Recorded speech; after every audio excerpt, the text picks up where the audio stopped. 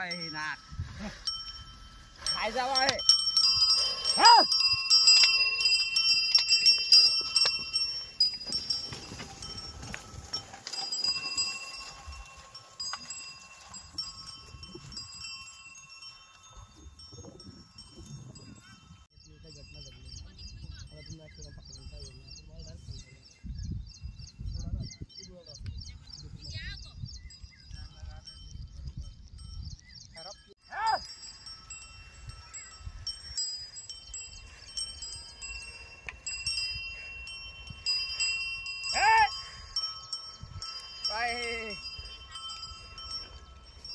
माझा परत मग तुमचं कांदा लागवड कमी दिवसाचं पीक घेऊ ते आता पाऊस झाला मस्त मोठं झालं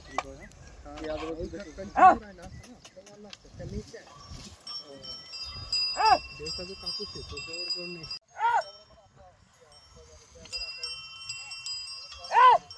पाय नाकावर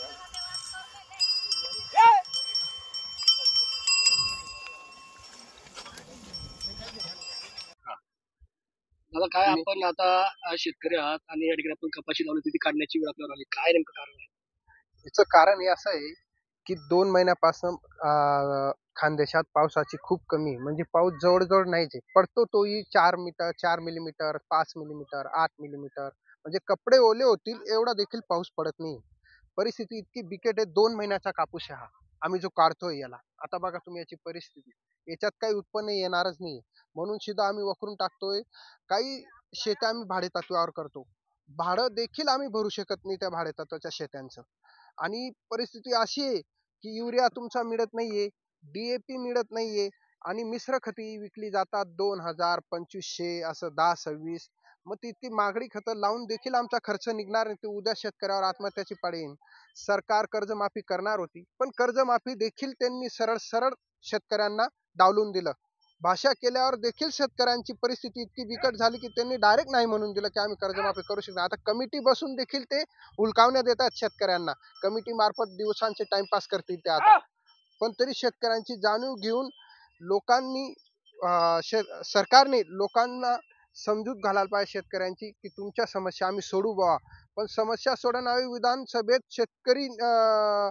कृषी मंत्री स्वतः रम्मी खेळण्यात पत्ते खेळण्यात व्यस्त असल्यामुळे परिस्थिती अतिशय बिकट आहे शेतकरी कुणावर भरोसा ठेवेन 3 पक्षांचे सरकार असल्यामुळे कोणी जिम्मेदारी घेत नाही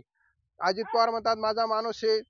CM देवेंद्र फडणवीस त्यांना बोलू शकत नाही शिंदेचा माणूस आहे अजित पवार बोलू शकत नाही नाही तर अजित पवारचा माणूस आहे तर CM देवेंद्र फडणवीस बोलू शकत नाही सरकार 3 चालतात इथं काय मागणी तुमची आमची मागणी अशी आमची कर्जमाफी करण्यात यावी शेतकऱ्यांना दुष्काळ जाहीर करून काही निधी मंजूर करण्यात यावा आणि तो शेतकऱ्यांना डायरेक्ट देण्यात यावा ही आमची प्रामुख्याने मागणी आहे की डायरेक्ट फंड द्यायचा दुष्काळ निधी ज्या ज्या तालुक्यांमध्ये दुष्काळ आहे धुळे तालुक्यात अतिशय बिकट परिस्थिती आहे धुळे तालुका सर्वात जास्त दुष्काळग्रस्त आहे आजच्या कंडिशन मध्ये धुळ्यात पाऊस नाही सारखाच आहे